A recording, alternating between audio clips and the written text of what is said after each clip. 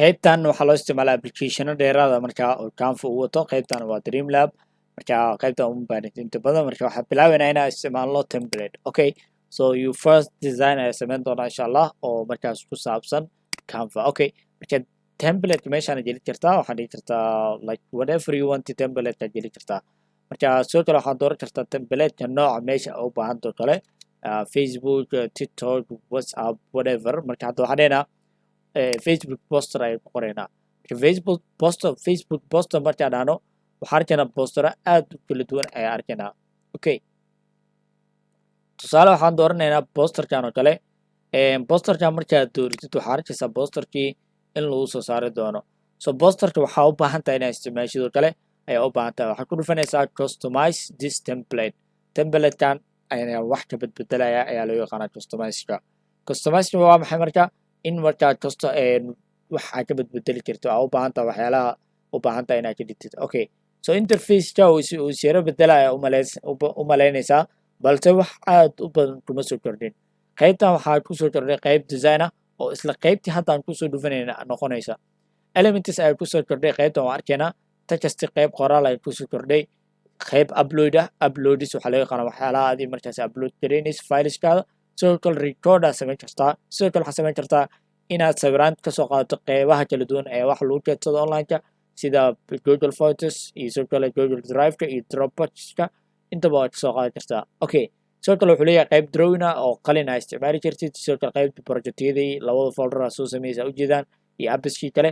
waxaana kusoo kordhay qaybtan sidoo kale Magic Media, qayb markaasi mediaha markaasi AI isticmaalaysa iyo wixii lamid ah. Okay, marka aan bilowno qoraalada bedbedelaysa. tusaale we are hiring content marketing manager meesha ka tahay waxaan dhigi kartaa graphic designer ayaa shaqasiinaynaa. we are hiring waxaan shaqasiinaynaa graphic designer oo kale. qualificationka waxaa waaye waxyaalaha laga doonayo. waxaa dhehaysaa marka waxaa laga doonayaa 1 year of experience in the same field, able to think creatively. Okay, so intaas sii samaysaa. waxaa ridna waa tirtiri kartaa, waxaa ridna waa kusoo kordhin kartaa. so qaybta waxaa dhahdaa apply now, so send your CV at waxaa dhahdaa hirkab@gmail.com. let me see at gmail.com. so sida caadiga. okay, so waxaa dhahaysaa at gmail.com. so designkaada si fudud saana u samaysatay. so colorska iyo sawiraanta ku soo haray. sawirka waa dooranaysaa. so easily marka waa bedelaysaa. marka sawirka qaabka loo bedelayo wax kale maahan, aad ay u fududahay. keliya waxaad dhahaysaa right click kadib waxaad ku dhufanaysaa detach image. so imageka wuxuu ku jiraa clipping mask oo loo yaqaano in shape uu ku dhex jiro. shapeska markii la joogo Canva waxaa waaye shapes markaa loo yaqaano frames. so frame uu ku dhex jiraa. marka waxaad dhahaysaa detach. sawirka marka saasa uu saaraysaa. sawirka u baahantaa soo gelinaysaa. bas saa u soo gelinaysa waxaa waaye waxaad ku dhufanaysaa uploads kadib upload files ayaa dhahaysaa. waxaa markaa aadaysaa meel ka mid ah meelaha markaasi aad sawiraan ku haysatid. marka sawirkan oo kale aan soo dooranaya. kan oo kale maybe kan oo kale aan soo dooran doonaa isla gabadhan. okay, so upload markaa soo dhaho sawirka waa laii soo gelin doonaa. qaybtan uu marka soo geli doonaa. qaybta uploadiskan ayuu soo geli doonaa. marka qaybta uploadkan uu soo galo sawirka markaa click ku siisidba si toos wuxuu imaan doonaa qaybta designka ayuu imaan doonaa. marka sawirka waa ku aadinaya bis intaa ku aadinaysaa automatically marka sawirka clip maski sidaas uu qaadanaya. marka aad u fududahay, wax saas u dhib badan maahan.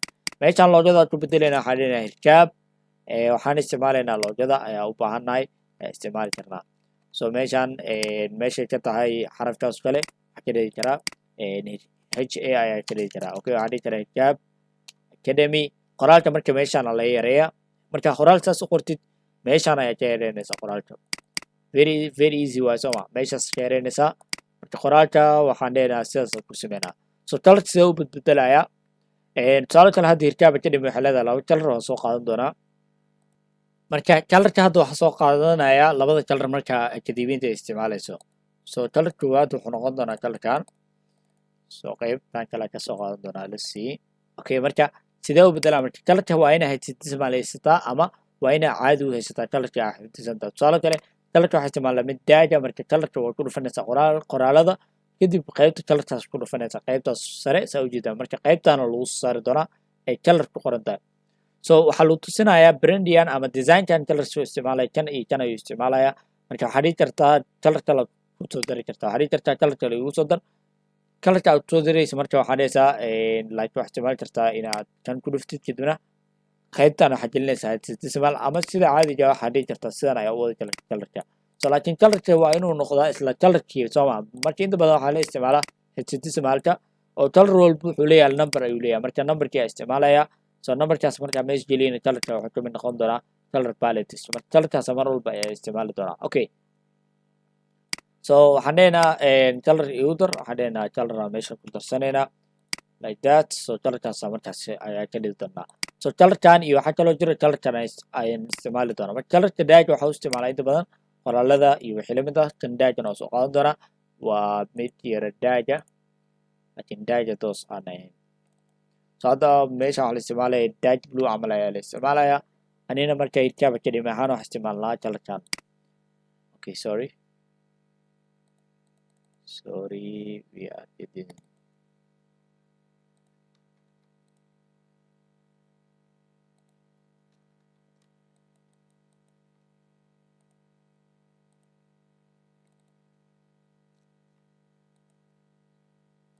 marka hadda waxaa soo qaatay colorkii kale ayaa soo qaatay marka color kale halkan ku baas gareynaynaa ila soco marka color kale waa kana so colorkaas like daaga camal weeyaan so shapekan hadda waa bedelaynaa shapekan dooro so shapeka markaa dooratid asana colorkaas camal ka dhig so shapekan kalena waa dooranaysaa so mid aa u dooranaysaa saa ujeedaan so shapeka aad dooratid kan kale haddii aad doonaysa asana waa la dooranaysaa so kanna sidoo kale waa dooranaynaa waxaa rabaa inaa color ka bedelo colorkaa bedelaa kan okay nice marka kan iyo kan marka waxaa ka dhigaynaa colorka kale oo mid aa u dooranaynaa colorkaas ku dhufanaysaa kadibna colorkan ayaa rabaa inaa ka dhigo iyo colorkan so marka wixii oo oranjo ahaa waxaan ka dhigaynaa colorkan kan kalena waxaan ka dhigaynaa color kale so qaybta color ku dhufo kadib colorka dooro qaybta colorka uu ku dooranyahay tirsan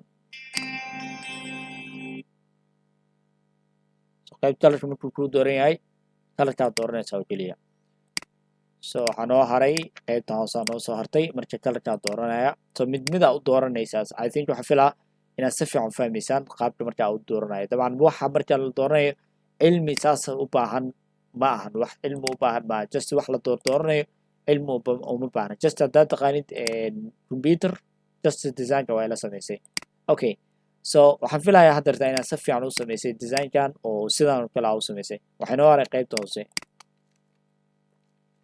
okay so kana bedeli doonaa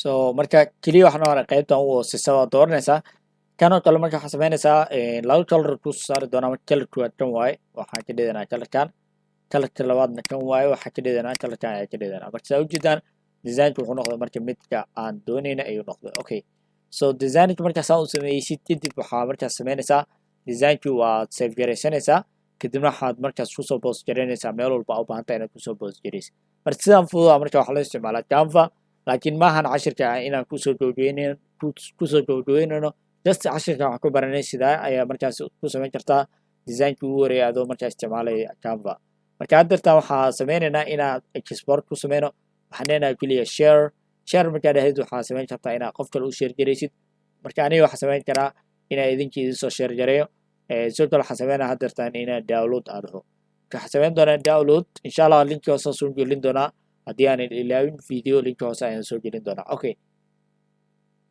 so qaybta markaa download aad sameynaysid cabirkaad dooran kartaa so just cabirkaas kale sidoo kale limit of file to size kaad dooran kartaa iyo wixii lamid ah sidoo kale transparency haddaa ratid inuu shaashada yani background aa dhehe transparent background inuu yeesto oo png oo kale yani wax aan background gadaal lahayn haddaa ratid oo kale sax ayaa saari kartaa marka hadda waxaan leenahay save download aan dhehe sorry download markaan dhahno wuxuu samayn karaa download ayuu samayn doonaa oo markaa uu download gareyn doonaa waxaan dooranayaa meeshaan rabo in lagu save gareeyo waxaan dhihi doonaa first poster in Canva posterkii ugu horeeyay aan Canva ku sameynaa ayuu noqday kan gaar ahaan coursekeena okay lasii markaa waa qaabkuu kusoo baxay gaar ahaan markii aan soo export garaynay aan soo download garaynay markaa wuxuu noqday qaabkan ayuu noqday waxaan soo qaadi doonaa waana kanaa marka qaabkaas ayuu noqday so waa sawir caadi ah oo markaasi aad kusoo post garay kartid meel walba u baahan tahay inaad kusoo post garaysid waxaan cashirkan ku qaadanay sida loo isticmaalo templateska waxaan rajeynayaa inaad korasha la sii socon doontid insha allah